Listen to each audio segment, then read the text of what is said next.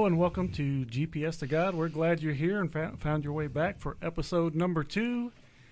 You can find us on YouTube at Parkway Baptist Goodlettsville. Make sure you like and subscribe and all that cool guy stuff. We're on Spotify, we're on iTunes, we're on all the hip places. You can also email us at podcast@parkwaybc.net. Let us know how great we're doing. You can talk bad to Ryan because he doesn't watch movies that everyone should see. Oh no, guilty as charged. And I think we're going to start with that, actually. Is that right? This is Test Ryan's movie knowledge right here. Oh boy. I've been thinking about this for a week. Ooh. This is going to be bad. So I have just 4 movies off the top of my head. Number 1, are they Disney? No. I don't know them. I haven't watched any movies in probably the last 4 years. Well, these are more than 4 years old. Okay. I might have a little bit of hope then. If not, you're going to have homework. Okay. I can do that. I'll get my phone out so I can text these. Oh, I'll text them to you. Okay, well then never mind. Just kidding. Shawshank Redemption. Nope. You have not seen. What?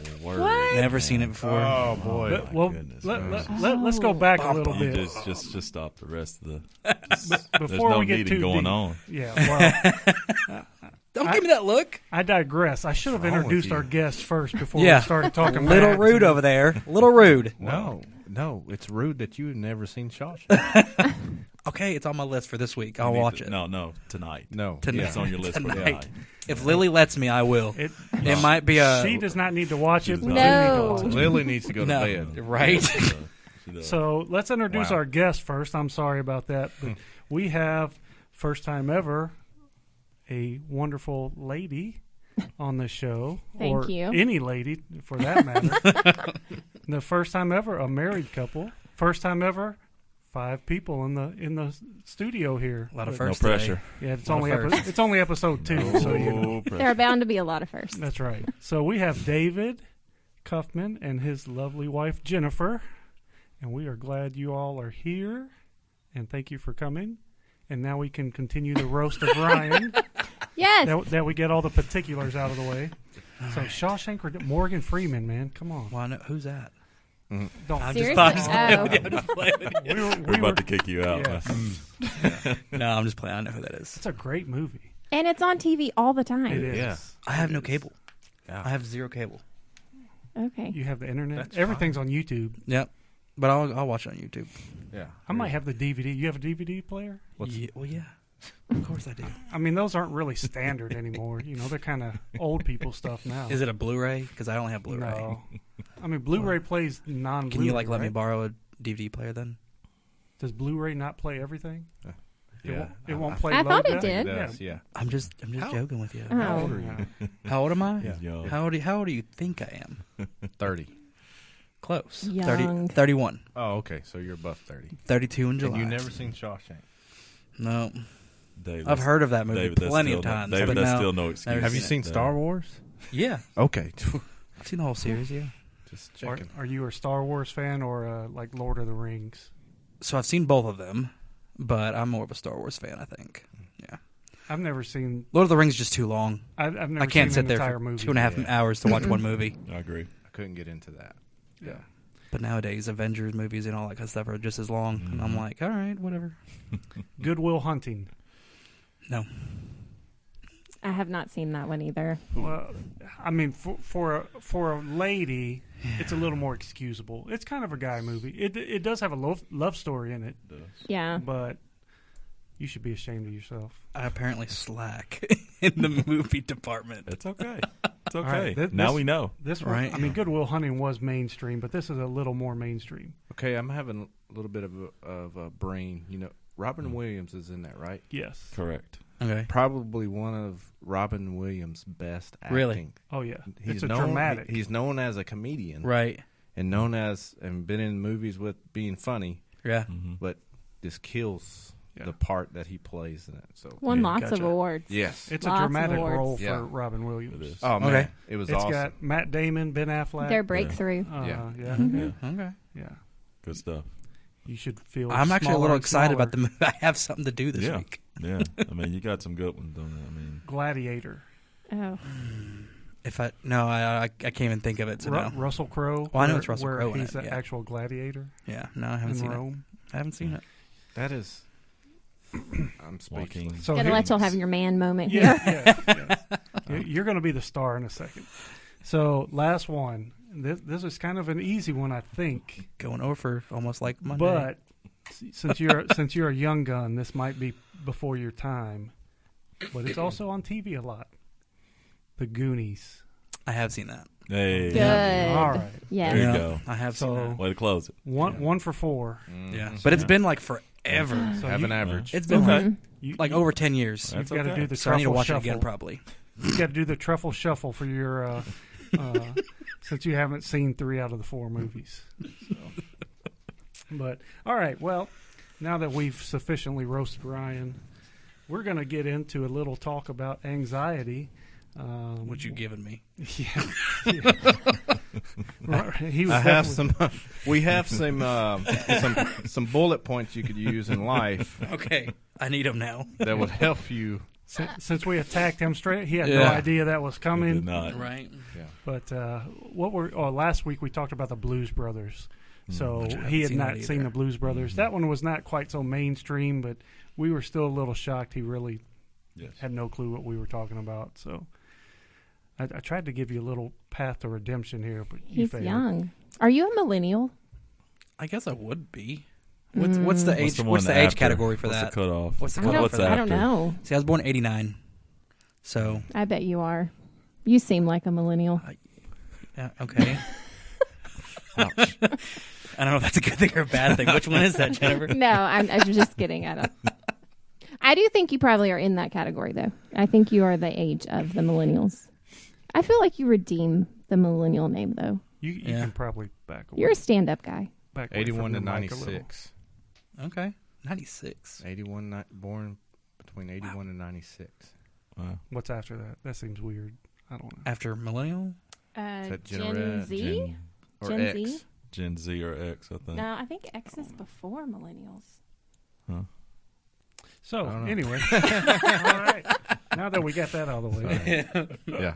so we're going to talk a little bit about anxiety with Dave and Jennifer, and they're gracious enough to kind of share their personal story a little bit and some of the things that they've struggled with and worked through and overcome. So, Dave, I guess we'll start with you and just let you talk about, kind of how you came to realize and maybe going back to the story we talked about earlier of you being at work and, making some choices there. Yeah. Well, like we talked last week a little bit about this, to back up just a little bit is like up until that point in my life, a few years ago, I probably had some anxiety, but never recognized it as anxiety. Just kind of dealt with it, and was a easy something to deal with. If that's proper English pattern there. Yeah. Yeah. But there was some stuff that happened. It was a work thing, not a big deal, but was a big deal. And all of a sudden, there was a feeling that came over me that I could not shake. I could not get rid of, and didn't know what to do. And thankfully, Jennifer recognized it as something. I don't know what it may possibly what she had already recognized what it was. I don't remember in those first few days of this, and immediately started putting things in my life versus talking to me. We started reading something called Putting an X Through Anxiety. It's a Louis Giglio little mini book. You can go on probably Amazon and buy this. And we started reading through this. But even after meeting with my superiors, my lead person, and kind of getting the forgiveness, hey, I'm sorry about this. This happened. Usually sometimes when you go through that and you have the confession or whatever, you repent, and once you do that, you kind of feel the release of, okay, it's going to be okay. Right. That didn't happen, and it was constant, every day, all night, witching hour, 2:30 in the morning, waking up, crying like a baby. It was bad.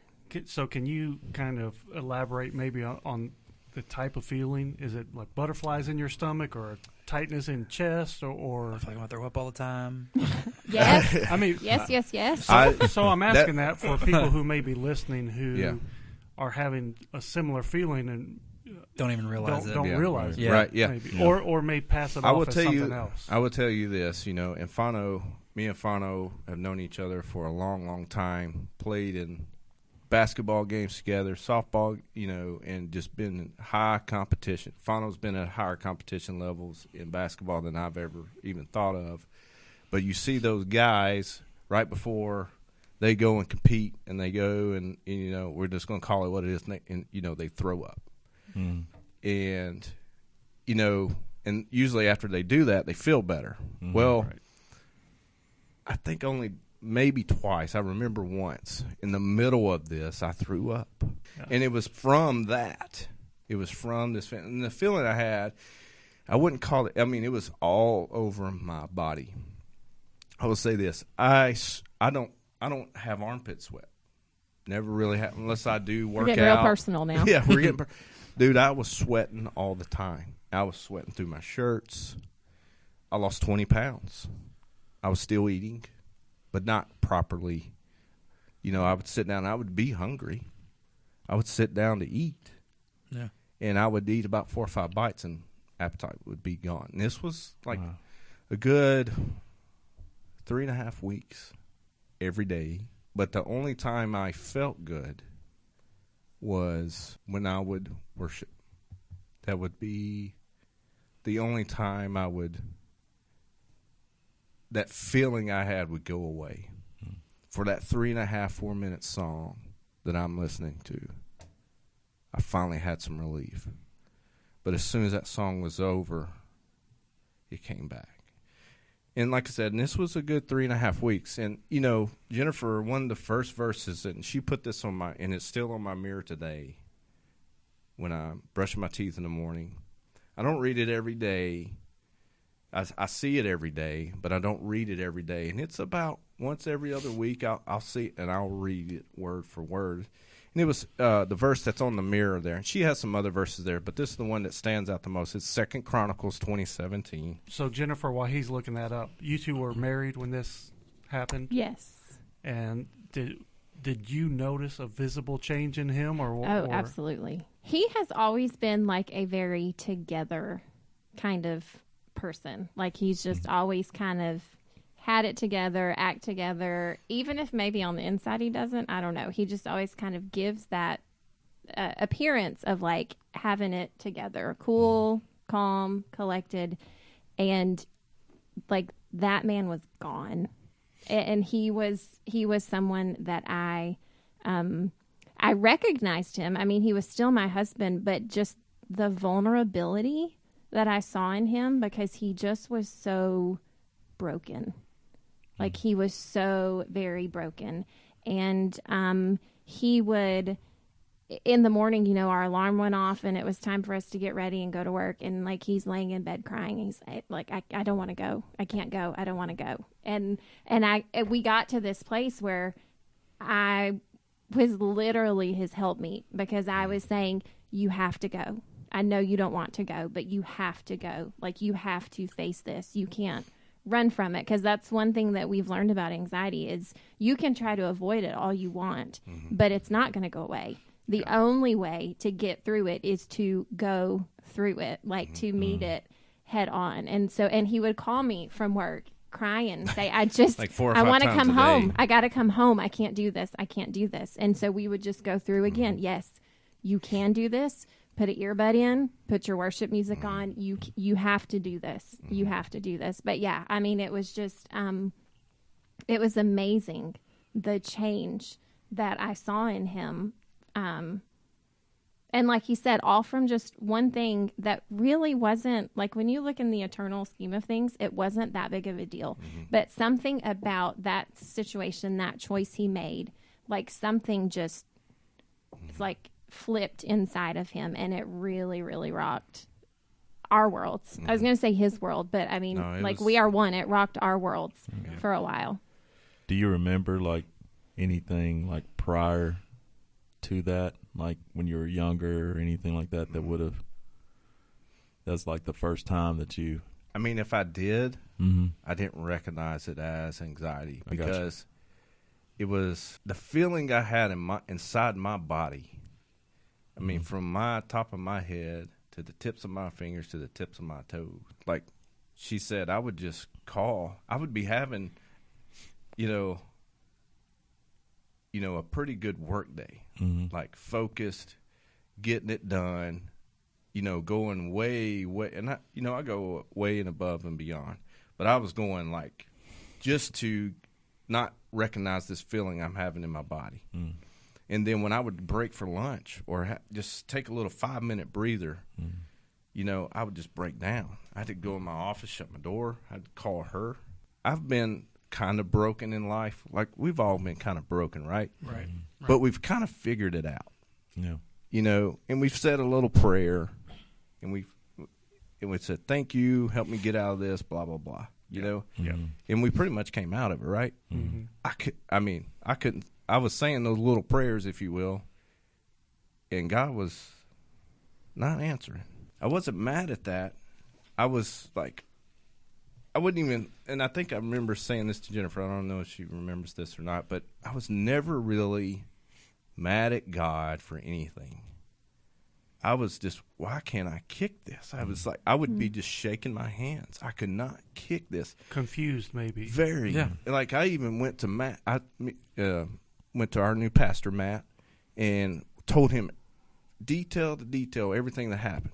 And he asked me all the questions that he should ask. I mean, he's my friend, but he's also my pastor. He asked me, have you told him everything? Have you told them everything? You've confessed to everything. I'm like, yeah. Have you asked for forgiveness? I'm like, yeah. You know, he went down all the things you're supposed to do to, you know, to redeem yourself, if you will.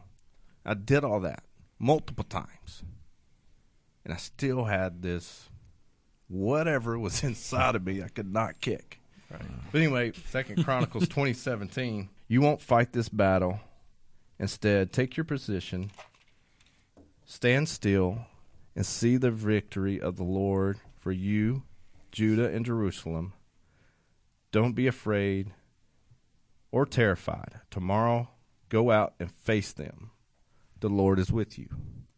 And I read this. This is like, even after, let's say, when I came out of this field, even after I read this every day, every morning.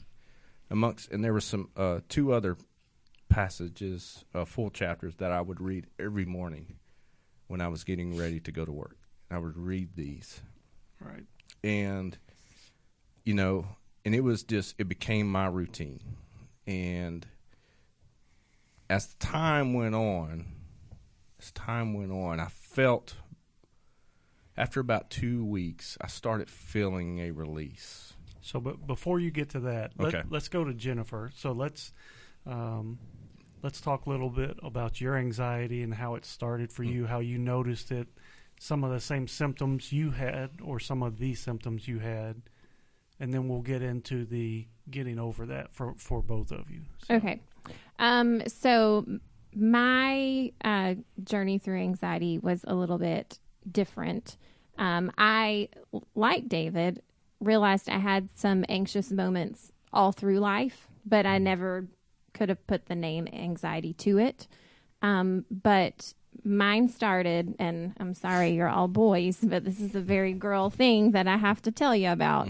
Mine started after I had to have a hysterectomy. Right. And so, I mean, that's big because I don't think as guys, we don't really understand the emotional attachment something like that has, or a miscarriage or something. I mean, Yeah. you know, for it's different. The way we process that, the way we feel about it, it's just totally different. And, I didn't understand that until I was a little older, after my wife Christy and I had gone through a couple things like that. And, for me, you should be over it. It's done. It's gone. But it's an emotional thing. It is very much so for us. I will say that when these things happened and the surgery happened with her, seeing how important, even though some things have taken place to where we weren't going to have kids anymore, but seeing how important being a mother and a possible chance of being a mother again was important to her. And so I would, like we said, we will never understand that. Right. Yeah. But and I understand it a little bit. Right. But not fully. But anyway. Yeah, look, I'm going to start crying. Well, that's okay. It's all the emotions. So, I had some physical reasons that I needed to have a hysterectomy, but I did not want one. And while lots of women were celebrating it, it'll be the best thing you ever did, I was grieving the fact that I was going to lose my fertility. And like he said, I mean, we had already agreed and taken steps to not have more children, but it's hard. I mean, like, just as a woman, when you feel like God just made you to do that, and I felt like I was doing it pretty well too. Like, I was like, I'm good at growing babies. I liked being pregnant, and then I have these healthy children, and so God made it clear that that's what I needed to do for my health and for the health of my family, so that I could be the wife and mother to the people who He had already given me. But it was definitely something that I was not wanting to do. And after the fact, that's when everything just kind of changed for me. And I started dealing with major anxiety and even some depression. I had some days where I just could hardly get out of bed. I'm thankful that I had a little one at home. That was the only thing that got me to get up and make sure that, they were fed and clothed and all of those things. What kind of time frame is this from when you started with your issue at work and your hysterectomy? How far apart were these two incidents? Mine was my surgery was May 2018. I could not even remember what yours. 2017. Okay. So Yeah, pretty close. Summer of 2017. Yeah. About a year apart or so. Okay. Yeah. Yeah. So obviously, like anxiety and what it looks like and those things I was already very familiar with because we had gone through this journey with David. But my experience with it was very different because mine was triggered.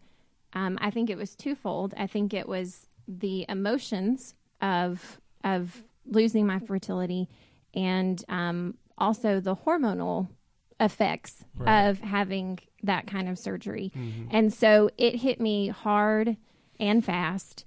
And for me, the anxiety at that time was just this feeling almost of being like unsafe, like something, this feeling of like doom or dread over me.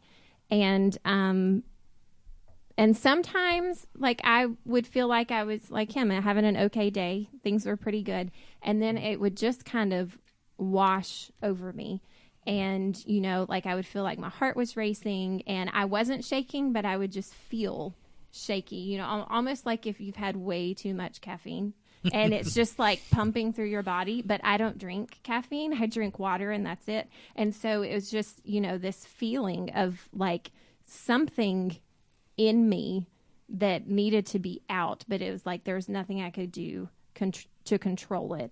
And like I said, sometimes there was like the clear trigger there. If I am crying that I'm never going to be able to have a baby again, it's obvious to me that is like a trigger for me. But if I am not thinking about that at all and that wave washes over me, then I'm just really confused. Like, where is this coming from? Why is it here? Mm-hmm. So there's definitely like a mystery component, I feel like, sometimes to anxiety, like no rhyme or reason sometimes for those of us who just have to deal with it long term. So, Dave, going back to you, Mm-hmm. You started to talk about, a couple weeks go by, you start to feel a little bit better, and how did you start to deal with that and learn how to get over that, or how to live with it or cope with it? Well, that was the thing is that, and I remember Jennifer telling me, you're not going to feel like this all the time. To me, I saw no end. I didn't see a light. But she could tell. I say she could tell. She kept telling me there was a light. When it was your anxiety, Yeah. I could see that there was a light. Which Yeah. his came first. Yes. Yeah. I remember the day I had one more meeting with my lead guy, and we went over some things. And I remember, I don't remember everything about the meeting. It was a short, quick meeting. And I remember he looked at me, and I'm not going to say this person's name, but this is one of my friends. This was a friend. So that was part of it too. Is I betrayed a friend. I say I betrayed. It wasn't really. I lied to a friend, if you will. That had a lot to do with it as well. But back to, we had this final little meeting, and I remember he looked at my eyes and he says, "It's okay, but don't let this happen again." In that moment, I remember walking out of his office and walking to my truck. And I believe I called you that day as I'm walking. And I said, "I'm okay." Wow. Just that quick. You did. I remember you. And it was like the feeling I had even going into that meeting. It wasn't as bad as it was 3 weeks ago, but it was there. Right. And it was getting me. I wasn't defeated like I was 3 weeks ago, but it was still getting me. And I remember it. I mean, it was like, I don't know when your arm wakes up, but it wakes up real fast. Yeah. You've been laying on it. I remember it. This feeling of whatever it was in my body, leaving me as I'm walking from his office to my truck. And I called her halfway there. I said, "I'm okay." And it was, and I'm not going to say from that moment on, I was like, woo. Yeah. But there was times, and we're going on 4 years now when that was. And as time goes on, I have less of those feelings. And it comes back. Right. It's still there. So I have a question. I Yeah. mean, knowing you, we are all athletes or want to be athletes at this table, or we're Yeah. athletes at one point.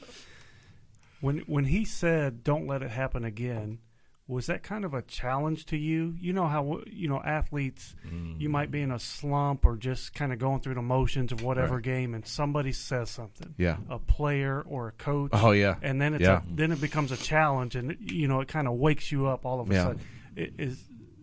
Did that happen, or what do you think flipped that switch of "I'm going to be okay"? Was it you finally realized God answered your prayer, or was it that Weight off your competitive shoulders or something like that. the weight off your Yeah. shoulder, that competitive switch of okay, well now it's a challenge? I don't know if I took it as a challenge. I knew going into whenever, I guess we go into the confession process of everything, asking for forgiveness. I've already told myself this is not going to happen again.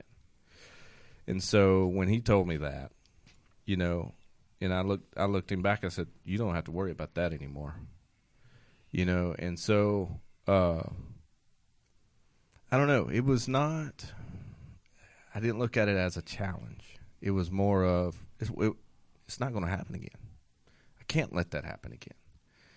I think a lot of it too was when she talks about me I have it together. Yeah. I feel like I do have stuff together. I have my stuff together, if you will. Yeah. And I think a lot of it had to do with I failed myself. I was embarrassed. It was, it was so small, if you will, but I was embarrassed. Right. I betrayed a friend. I lied to a friend, if you will. I had trust from my director that I lost. I failed some people. Mhm. I hurt some people's feelings that put a lot of trust in me and liked me and thought highly of me, and I let them down. And I don't like letting people down. My dad always taught me to finish jobs, be respectful, your name, carry your name. We've all had that from our dads or men in our life and stuff like that. But, I failed that day, and I don't like failing. Right. But I chose to fail. Nobody Yeah. led me to fail. I chose myself to fail myself, if you will. Right. So, Well, that kind of carries on to another point of, even though we are grown, we're adults, we all have children here. We're always going to make mistakes, and Yeah. the craziest thing is we're going to do some of the same things we tell our kids not to do, oh yeah, and we are 30s, 40s, Or already did it. whatever, or already did it. So, but I mean that's we are going to fail our entire lives, but God is always going to forgive us and help carry us through that. But yeah. that just kind of amplifies the whole I should know better. Mhm. I don't need my parents telling me I should know better. Right. I'm telling myself that. Mm. So. And to go back to that, I failed a friend, failed a director. I also failed God. I didn't. I did not set a great example for him by doing something like that. And that's the thing too, is that we got to understand too is even if it's a small thing, and it's a bigger thing, in his eyes, it's all the same, dude. Right. So. Yeah. So Jennifer, how did you start to cope with your anxiety and the depression and things like that? Well, yeah, so mine was a little different because it wasn't a situation that I could just rectify or Right. redeem. It was A physical, a new more way of physical life. thing, I mean, yeah. it was permanent. It was a permanent change. And I did not deal with it very well in the beginning. I was very unhealthy, and it was obvious that he was very concerned. David was very concerned about me because I was just not my normal self. She was downright mean. She was mean. I don't remember that And- part. I mean, So he says. yeah. I mean, there was some times Sorry. and like that she's never done before. Like just be like she wouldn't do mean things to me. Her response to me was mean for whatever it would be, Right. and it was over simple things, if you will. I mean, it was like she was mean, buddy, and I was like, "Who are you?" But anyway, go ahead. Sound like Phil Robertson over here. Uh, That was mean. I don't remember being mean, but I believe that I was.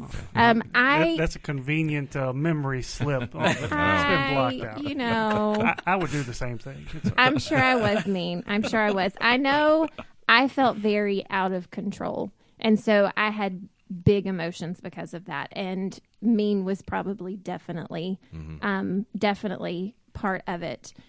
And so my first step in getting better was talking to my doctor, who's also a friend, and saying, look, here's what's going on.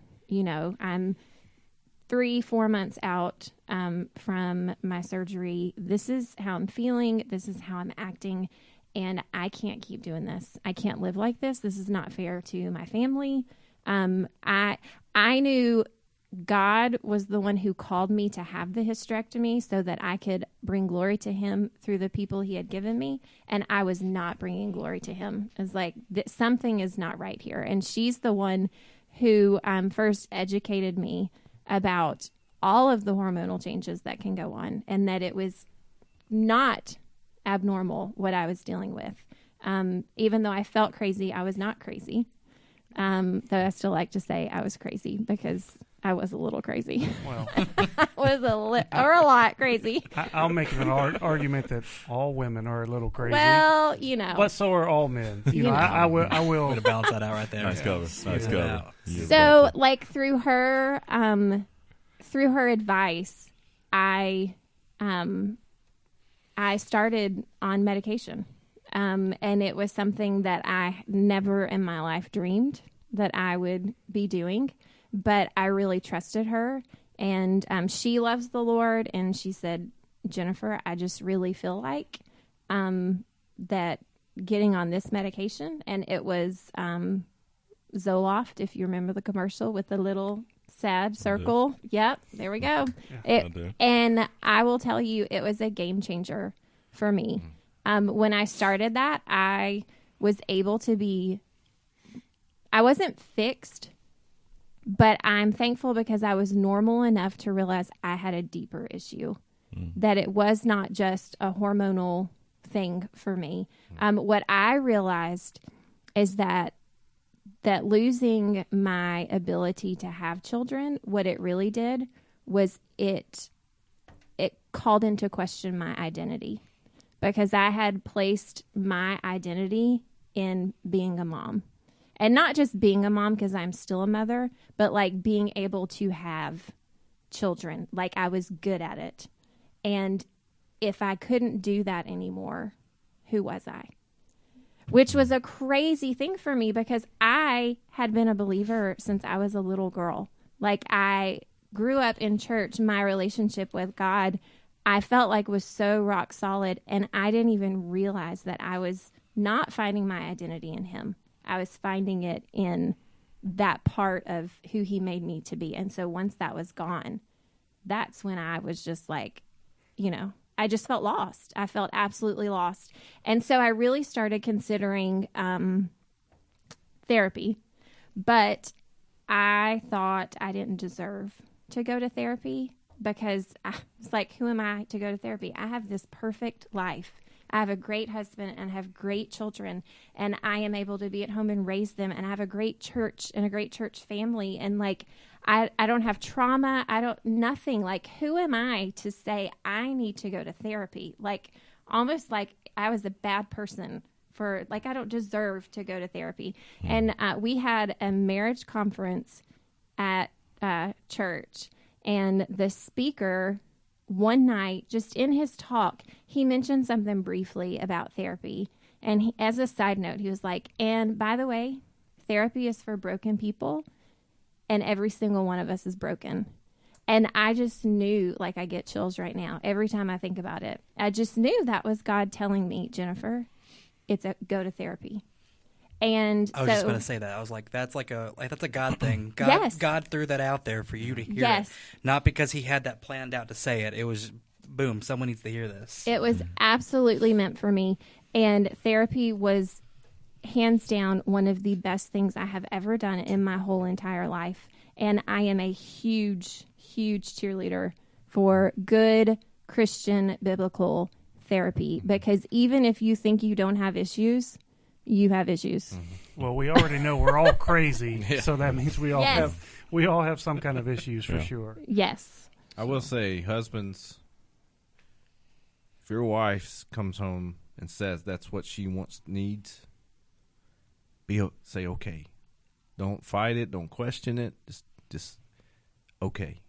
Whatever it costs, do it, because it's beneficial. And so, don't. If your wife is asking to do that, there is a huge reason why. Yeah. And it's very important.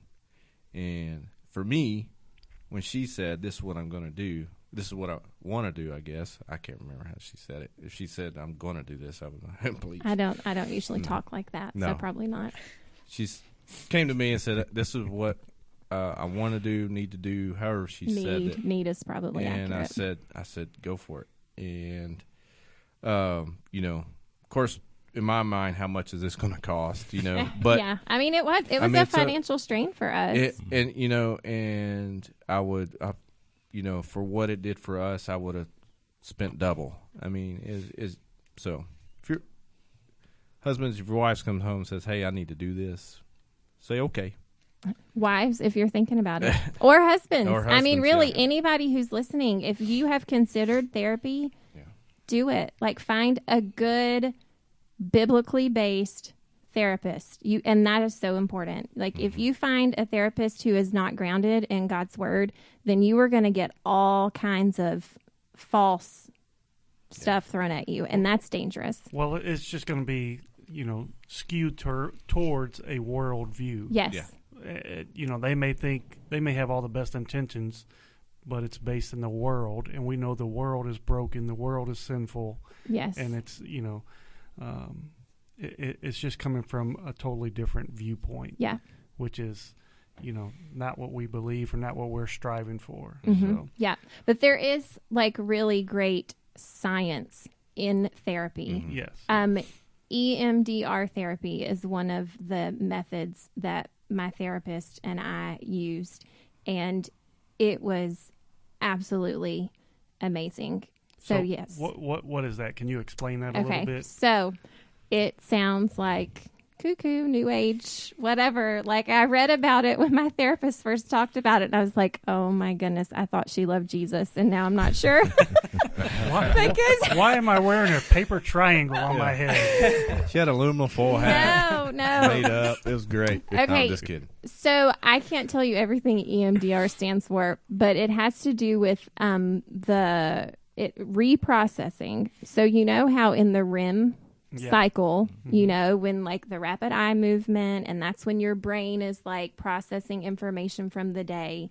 Okay.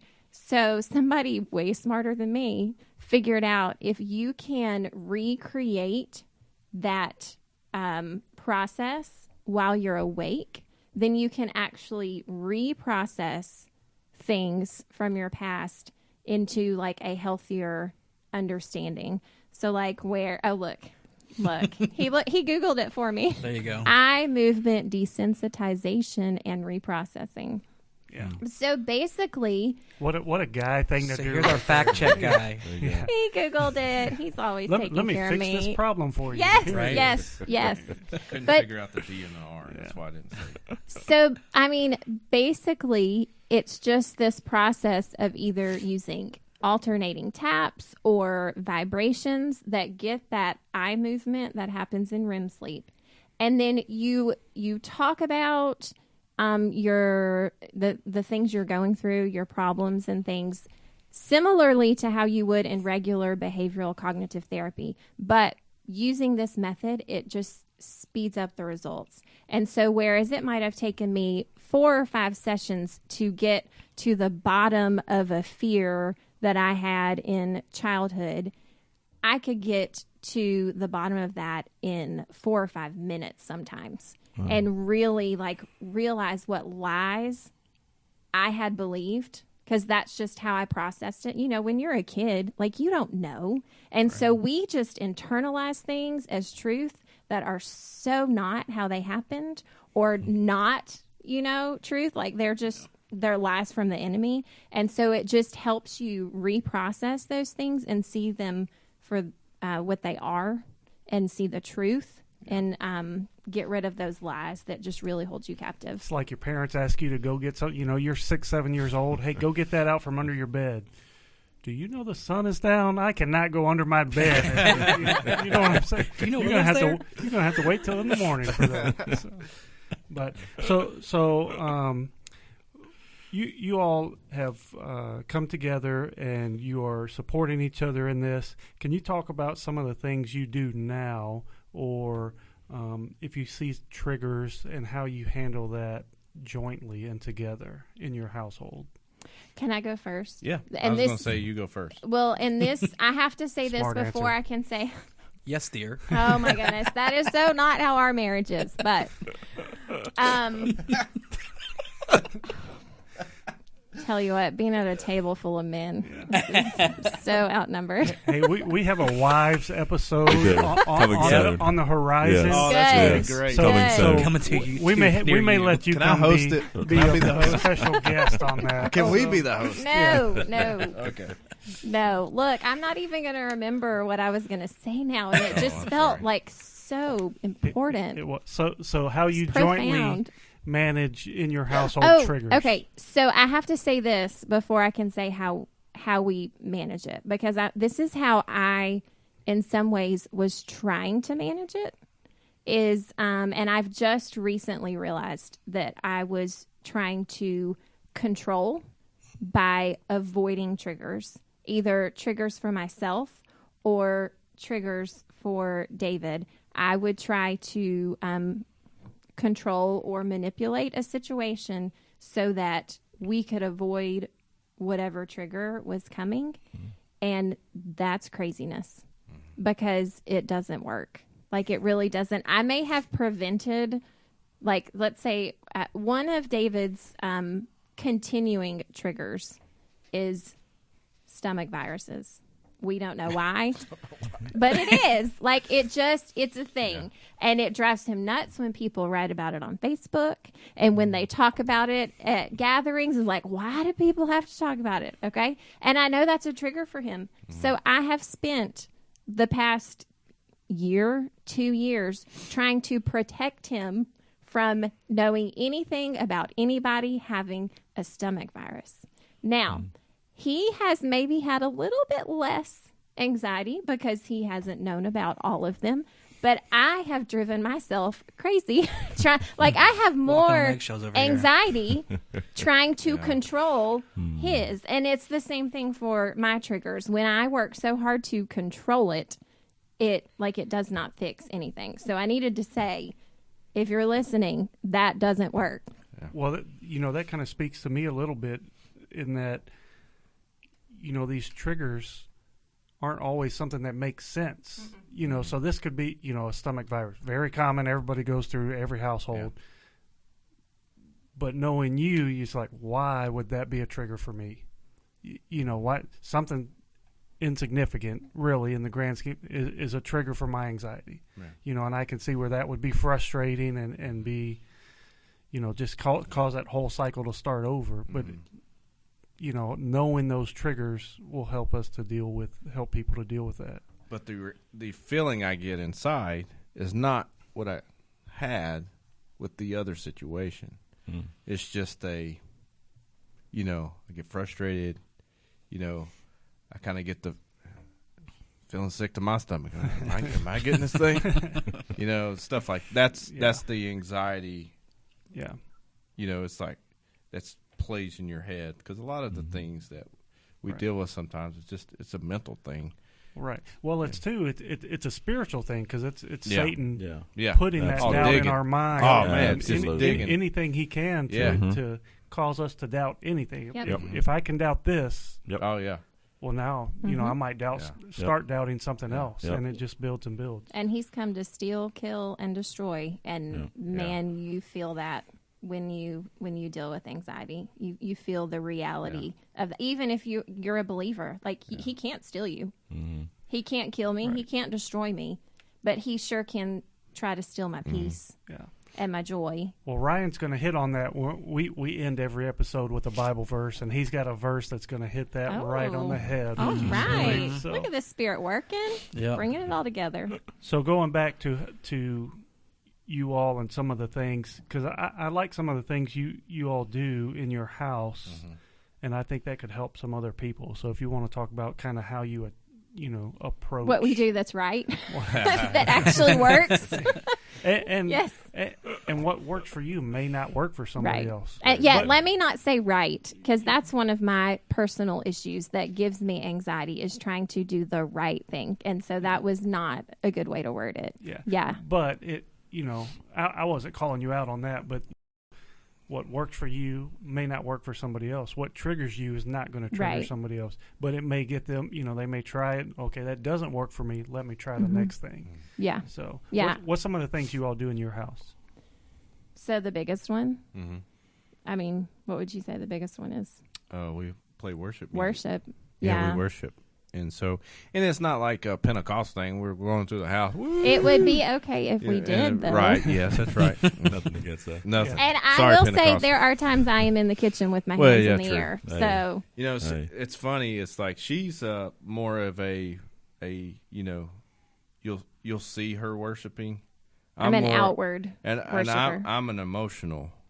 You're you more know, inward. Yeah. I'm inward, and I tear up, I cry, and Yeah. probably about to cry right now. No, I'm just kidding. It was Louis Giglio, right? It was in I think it's in Goliath Must Fall, or it's in I can't remember which one here. These two books are tied together: Goliath Must Fall and Putting an X Through Anxiety. We can't remember which one, but in one of those, and I believe it is Goliath Must Fall, it talks about you cannot worry and worship at the same time. And it is very true. I dare you, anybody, to prove me wrong or prove Louis wrong or prove God wrong. You cannot worry and worship at the same time. You know, go back to what I was saying, you know, worship music, I would play that, you know, and we would play it. It would be on in the car. You know, we would listen to it, you know, prepping for Sunday morning or something like that. You know, we would play it, kids singing it all the time. But now, since we've gone through the things that we've gone through with anxiety, it's a whole different ball game for us. It is. We take it serious. I have a little confession here, and I think I've told you this, but don't get scared.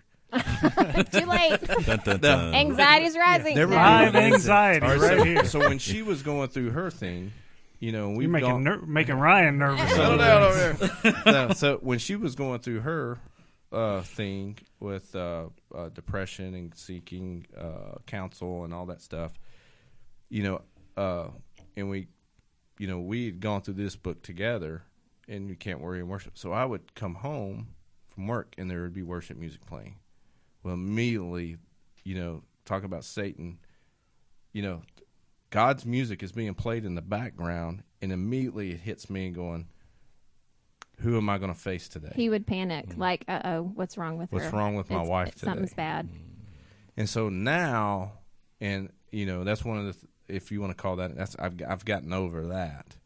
And now when I come, I don't think anything about it. You know, it's there. You know, we have tough days at work, and I come in and you hear music, especially praise and worship music.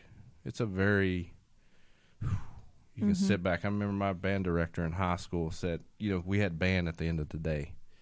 And no matter what type of day, he would say it's no matter what type of day you had, you can come in here, play your instrument. We can play a song together as a band, and you can let all that go. And you could do that with any music. I say with most music. But when you put it down with praising God's name and lifting Jesus up, I mean, that's 1,000 times much better than just kicking back listening to some Dave Matthews. You know, me and Fano, big Dave Matthews fans. But anyway, you know, just music within itself. But then you put, like I said, you put God's name in it, you put Jesus' name in it, and mercy and all that stuff in there. I mean, you can't worry and worship at the same time. Yeah. So- That's a great saying. That It could is. be a T-shirt right there. Yeah, It might be. It might Yeah. be. It might be already. I'd buy one. yeah. I know. So Spotify is like our new best friend. We love Spotify. We both have our own playlist that we created because some of the songs of worship like hit us both the same way and can be effective for helping both of us get out of our anxiety.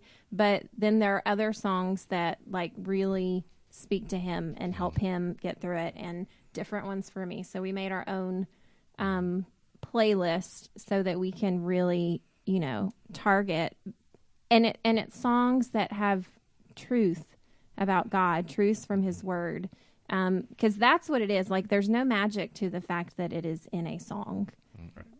It's the truth that's in it. And it just so happens that God has made us both just musical people. And so worship in song, biblical truth in song really speaks to us. But we have also used, like David's mentioned a couple of times, scripture that really speaks to the truth of who God is and why we don't need to be fearful. And so just memorizing scripture, or if you don't have it memorized, reciting it, speaking it out loud.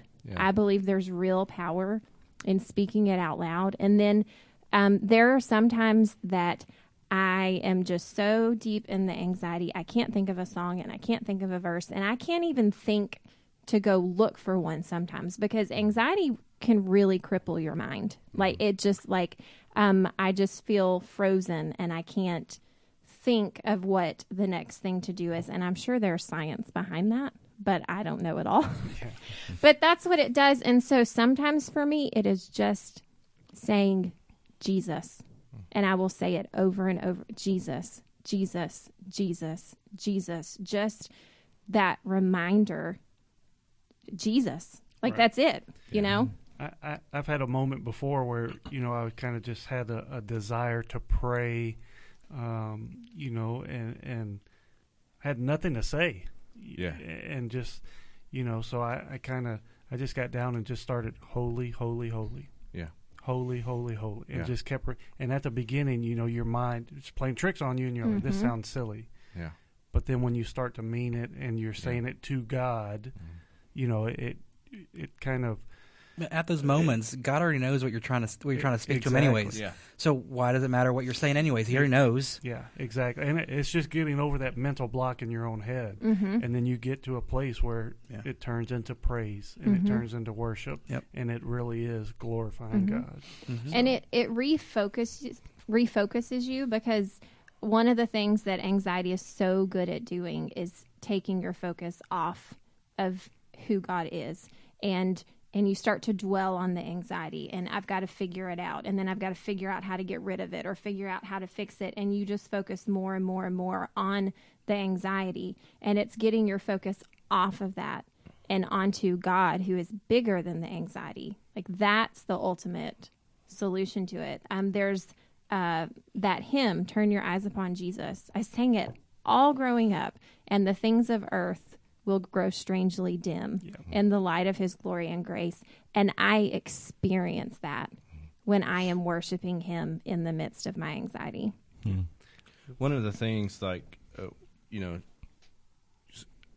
some Jennifer saying, she can't think of anything but Jesus, Jesus, Jesus. Repeat that. But sometimes, like, I have two Psalms that I went to and I read every day, and I read these every once in a while now because I am thankful for where I was. I was in a storm, thankful for the storm, because I'm able to do this now and hopefully to help somebody. But there's a book called Wednesdays Were Pretty Normal, written by Michael Kelly, and he talks about having to choose faith. He was having an issue with his son. Son had like a leukemia or a cancer, and he was having to, he wrote a book about it. Son was fine later on, but he talks about Psalm 46, and this is a tidbit out of his little book here. He said, the psalm starts with encouraging words. God is our refuge and strength. And Psalm 46 is one of the verses, the whole thing that I would, a chapter that I would read every day. But it said, God is our refuge and strength, our helper who is always found in times of trouble. Therefore, we will not be afraid though the earth trembles and the mountains topple into the depths of the sea, though its waters roar and foam and the mountains quake with its turmoil. And that's in Psalm 46:1. He goes on to say that's a pretty good description of what those moments feel like when you have to choose faith. Everything that just moments before you could have considered unshakable starts shaking. You want to emotionally crawl under a table or stand in the doorway in the midst of your circumstantial earthquake. The things of greatest strength, the things of most stability, the mountains and the earth and the oceans are falling down. But God, the most stable thing of all, is your help. He is your ever-present. He is not absent, even in times of trouble. He is safety. He is security. He is a place to hide from the elements outside, the destination to run to when no one else will take you. He is your refuge.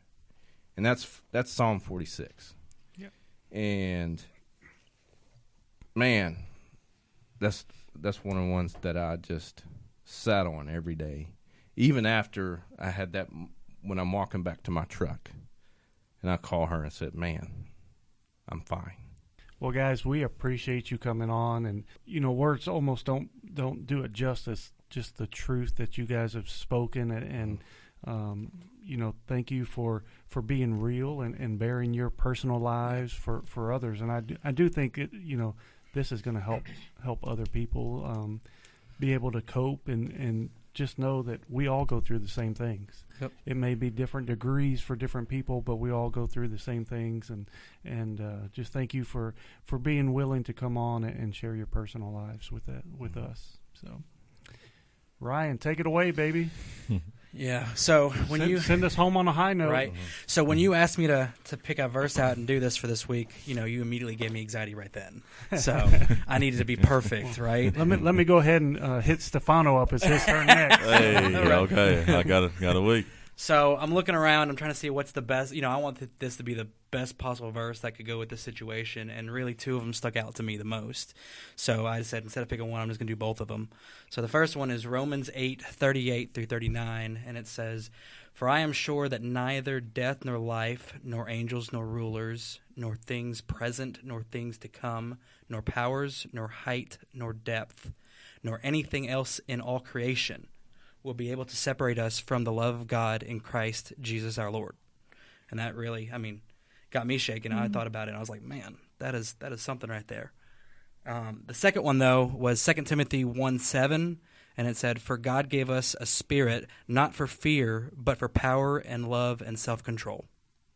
So, Can't argue with God's word. So thank you, everybody. We'll see you again next week on GPS to God. And Ryan's got some homework to do. Watch a movie. I sure do. Send those over to me. Shawshank, baby.